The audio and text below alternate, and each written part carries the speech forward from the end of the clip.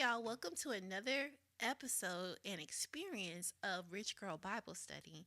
And today I wanted to just share with you just where I am right now. And what came to my spirit is just a thankfulness, a spirit of praise and worship to God for just who He is, not just in the day, but in every day of our life, and all the history that we have been able to overcome, and to be able to stand here in this present day with all of the wonderful attributes of serving God, obeying God, honoring God, and making Him first in my life. And I was listening to my devotional slash Bible study this morning with Rock City, and I said, oh man, I just started getting so thankful, and I started thinking about all the different names that we call God. We call Him Jehovah Jireh. For him being our provider. We call him Jehovah Nisi, our banner. He fights the battles for us. He gives us the victory in his name. And we call him also Jehovah Shalom, the God of peace. When we allow our joy to be in the Lord, he gives us peace. He gives us everything that we need in the midst of whatever we're going through. And more specifically, what came to my spirit was Jehovah Rohi, the God who sees. And when I started thinking about God being Jehovah Rohi in particular, I started to shout because I said, oh my God, I can see the actual situations where you have truly been Jehovah Rohi, the God who sees me. And that comes from Hagar. The story that surrounds the character Hagar. Well, she's not a character, she's a person. And Hagar was an Egyptian maid for Sarai. And Sarai is the wife of Abram, or as we know, Sarah and Abraham. But before their names were changed, that was her name, Sarai. And Abraham was Abram. And this specific portion of the text comes from Genesis chapter 16. Now, in the previous chapters, we see Abraham being faithful in what God has told him. And it's a transient blessing that's on the way. What God tells him is he's going to be the father of many nations. He's going to have as many descendants as there are stars in the sky, per the Lord. And as you could, of course, as we go through the process of being able to see the genealogy and the whole story of the evolution of mankind, it's like we get a chance to really see some of those issues as it pertains to some women that weren't able to experience life to the full at certain points. So they had to deal with a cross. They had a cross to bear. And in particular, him, Abram, and his wife Sarai, even though they were blessed financially and they had a lot of love and they had a lot of cattle, they had a lot of wonderful assets, but they wanted a child. They wanted they wanted an heir. And that was something that was purposeful in the wait. And it's so interesting how we can all relate to that in some form or fashion, because if we're not dealing with some form of infertility issue but just waiting on God for the things that we see, the things that he's showing us, the things that he said he would do, and of course that waiting well in that process. Now, as you continue to go into the text, because of him hearing this word from God saying that you're going to have as many descendants as there are stars in the sky, come on now, we see in the next text, in the next chapter rather, that Abraham's wife takes it upon herself to offer her maid Hagar. She offers her daughter, her maid Hagar, because now we could hypothesize many things, but clearly because she wanted a baby, she wanted that baby. So you see a sense of, I'll be the mother, she'll be my surrogate, and she's gonna have this baby for me. And technically, it's your child. It's your child because she's going to make that or create that with you. And now this also shows so many different things. Of course, us trying to do things that we we feel will help God do what he said he would do for us. That is but backwards. Because if God says he's going to do something, heaven and earth may pass, but his word shall last forever. So if he's telling us something, if he's showing us something, then why aren't we waiting? Why are we just having to try to figure out a way to help God? God doesn't need our help. We just have to take out our own selves and just continue to deny our flesh and take up the cross and walk the path he set for us. Because when we start to get in our own way, that's when the self-destruction happens. That's when the stressors happen, the unneeded, unnecessary, undue stress that was caused by us trying to do something that God said he would do for us. Because he knows all the ins and outs. He is Alpha and Omega in every situation in our life. So, what makes you think that if he's going to give us the vision, he's not going to give us the provision, and he's not going to give us all the elements that we need to be able to handle the vision, all the elements we need to handle the provision that's being set for us, to be able to give us the allowable substance, one step, one day, one bite of the dinosaur at a time. But y'all don't hear me though. Y'all don't hear me though. I just look at I just look at, all of these assets and all of these things that we say we want God to do the work for us, but then we don't want to be still and trust God to do the work for us. We end up self-sabotaging people. And as I say this to you, I'm saying this to myself because I know that there have been spaces and times and situations where I've self-sabotaged. Hence why I can say I know that God is the God that sees me. I know that God is Jehovah Jireh. I know that God is Jehovah Sikkenu, which makes my path straight. He aligns my path. He is he is that. He is that in all the things that we know him to be in our life. So bringing it back to the text, I'm in Genesis 16, chapter 16, and I'm in the Message version. I'm going to read. Sarai, Abraham's wife, hadn't yet produced a child. She had an Egyptian maid named Hagar. Sarai said to Abram, God has not seen fit to let me have a child. Sleep with my maid. Maybe I can get a family from her. Abram agreed to do what Sarai said. Happy wife, happy life, huh? We gonna find out. So Sarai, Abraham's wife, now this is verses 3 and 4, took her Egyptian maid Hagar and gave her to her husband Abram as a wife. Watch out now. Abram has been living 10 years in Canaan when this took place. He slept with Hagar and she got pregnant. When Hagar learned she was pregnant, she looked down at her mistress. Oh, so she said, let me tell you something, honey. I'm the new wife. And I done gave him a whole baby. I had gave him a whole baby. Now, mind you, she started looking down at, the tables had turned. She started looking down at Sarai. She's like, listen, I don't need to talk to you. Listen, my baby daddy is your husband, and I got this. Which is not what was the intended purpose. That's why we have different contracts that talk about that when it comes to the surrogacy process and all of those things. But nonetheless, she said, oh, no, you're not going to talk to me that way. Because, see, I'm blessed. I'm blessed, and I have your seed. But she didn't know that even though Ishmael is a seed and he is a heir, and an heir, and God blessed him in his own right, that was not the child that God had said that he was going to provide for Abraham. Now, he did give him that grace and mercy and provided blessings to Ishmael, who we learn that this baby, that's his name in the later chapters, in the latter chapters. But ultimately, it's like Miss Sarah put herself in this situation where she decided to say, I'm going to do the work.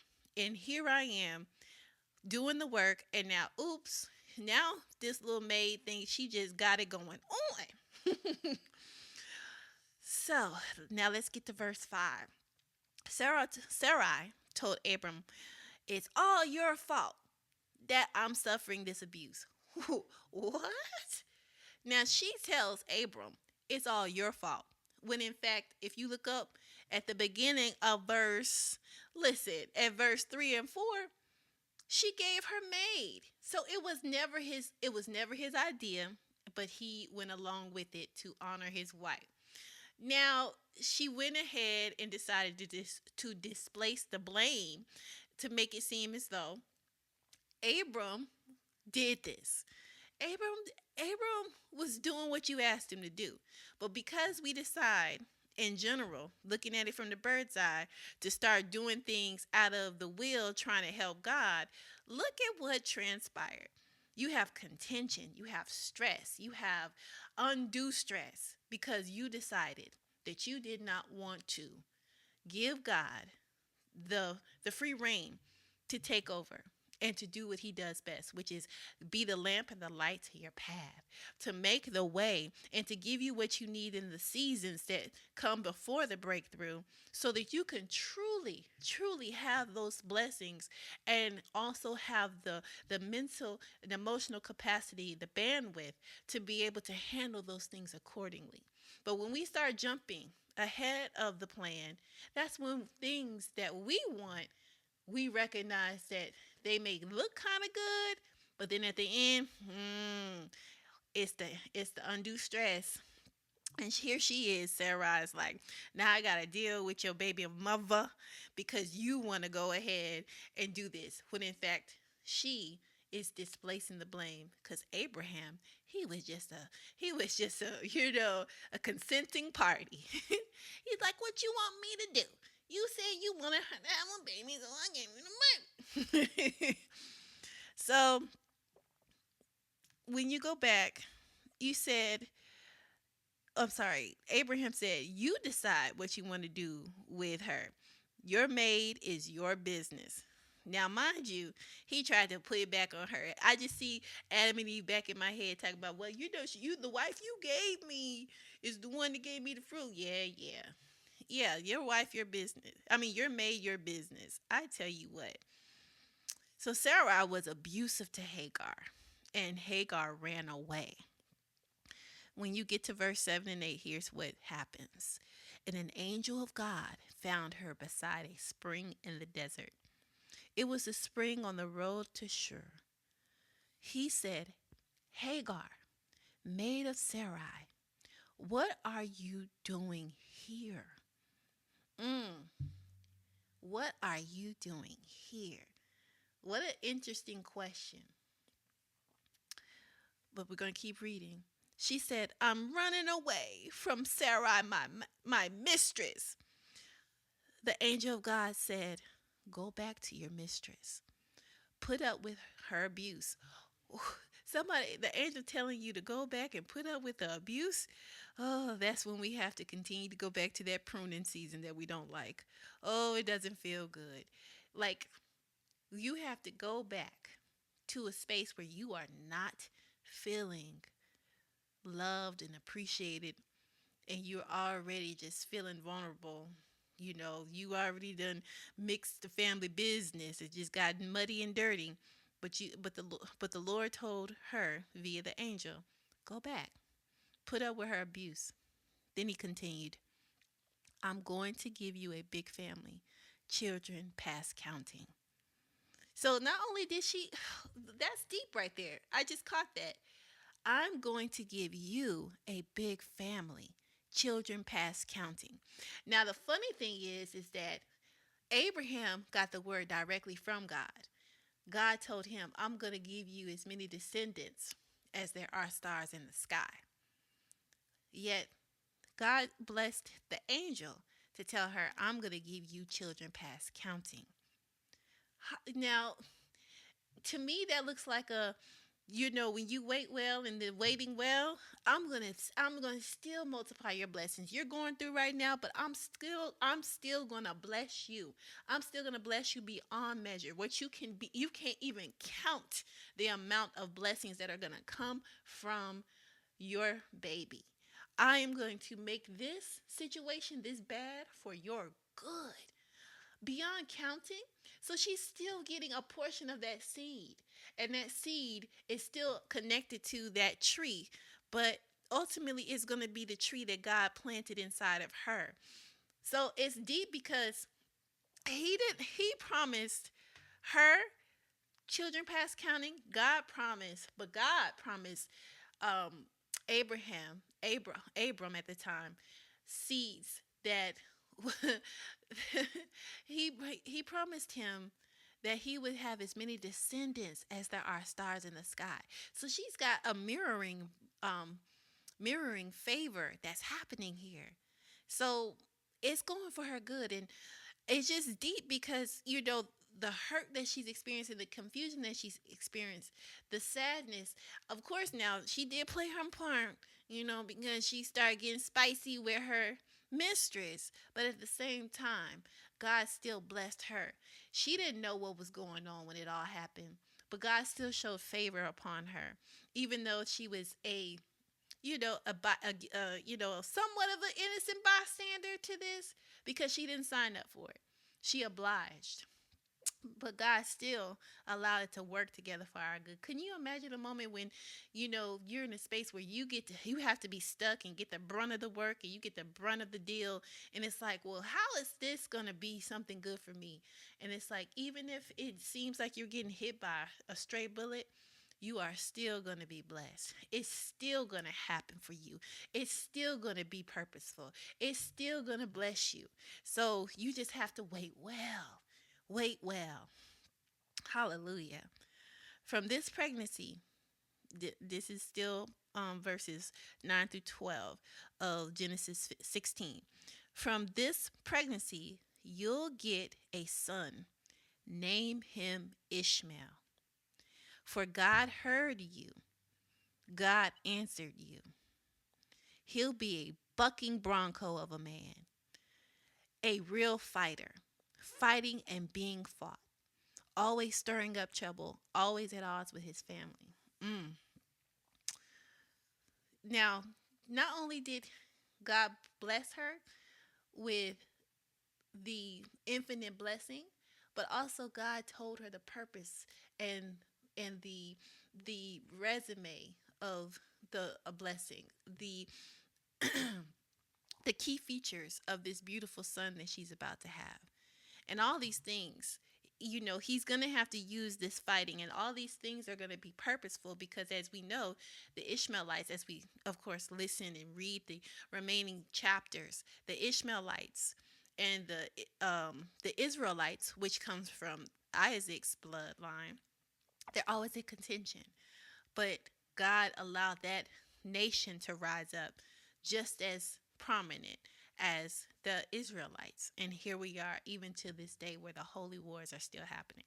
It's deep, y'all. It gets deep. So, verse 13, we're going back.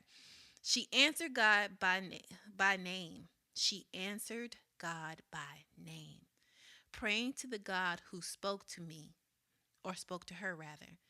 You're the God who sees me. Yes, he saw me, and then I saw him. That's how the desert spring got the name. God alive sees me, spring. Jehovah Rohi. Sometimes we're in a space where we're in a season where we don't feel seen, where we are just getting the brunt of something that we didn't feel like we deserved. And God shows up and he makes that for our good.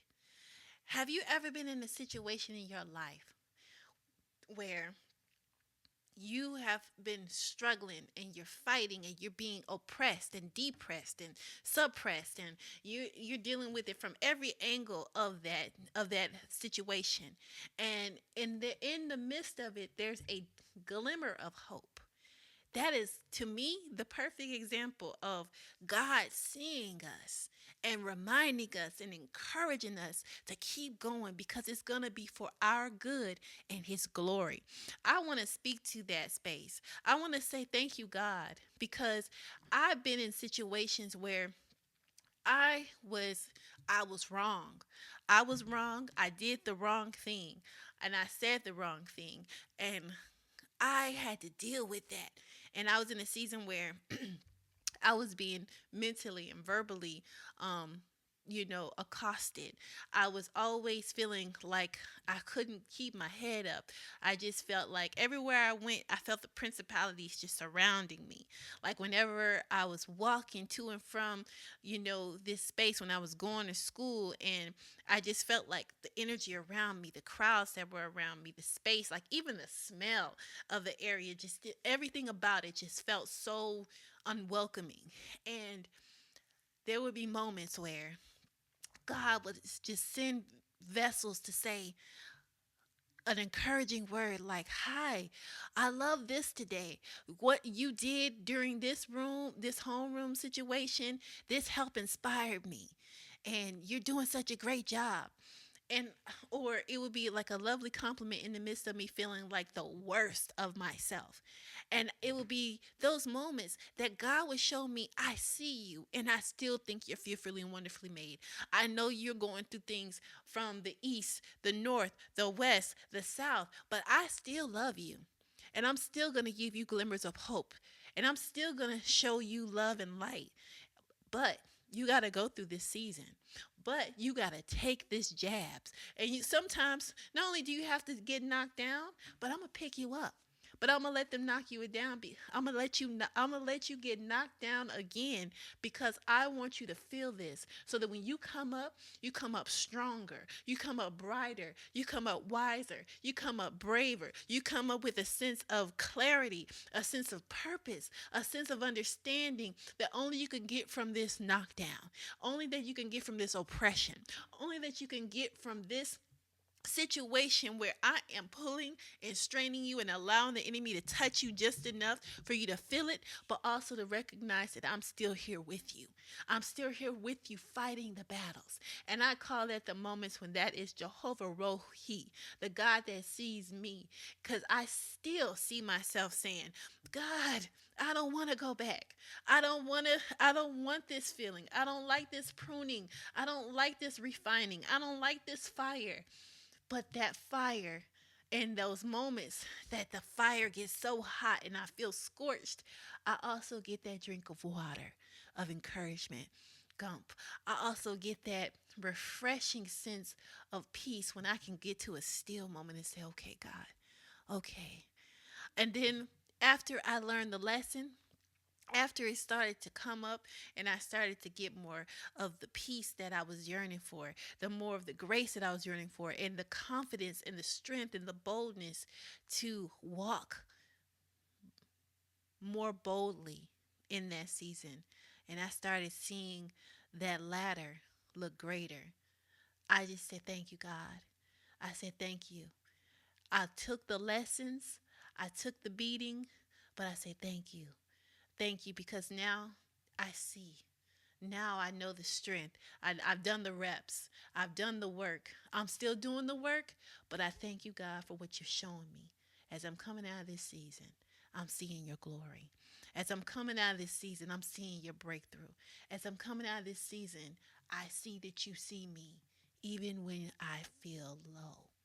You still see me and you're still working it together for my good. So I want to leave you with that. Just know that if you're in a season where you don't feel so good, it's the pruning, it's the pull from the north, the south, the east, the west, and it's the angst of it all. It's the energy, the ball of confusion, the ball of um, craziness that's trying to distract you. Just remember that all these things is a way for God to take away and sift away all the excess stuff that doesn't mean anything. But it also is the teaching. It's the pruning. It's the lesson. It's the definition of God taking you through the fire so that you can see, so you can see the other side and see it with a sense of clarity. See it with this sense of purpose. Seeing that God afflicted me and it was good for my affliction. But now I'm on the other side and I see everything that God wanted me to see, experience everything that God wanted me to experience so that I can continue to give him glory the way he called me to. So that my path could be realigned to where he called me to. So that I can really appreciate the blessings that he has already said were mine. But when I move myself and realign myself and I have to get that beating, even in that beating, God sees me and still shines his love, his light, his grace, his mercy on me. So, as he continues to do so to you, I pray that he continues to cover your family, cover your mind, cover your soul, cover your body, and always recognize that the grace is there. The grace is there even when it doesn't feel like it. The mercy is there. The strength is there. The love is always there. That's my time for now. Don't forget to like, share, and subscribe. But just remember that you can do all things through Christ. Just keep looking to the hills, which comes my help. But my help comes from the Lord. So beyond the hills, beyond what we can see, God has already become the help that we need, become the victory that we have and need in every moment, this and every day. God bless you. I love you. And may your day be full of love and light. May your week be full of love and light. Bye for now.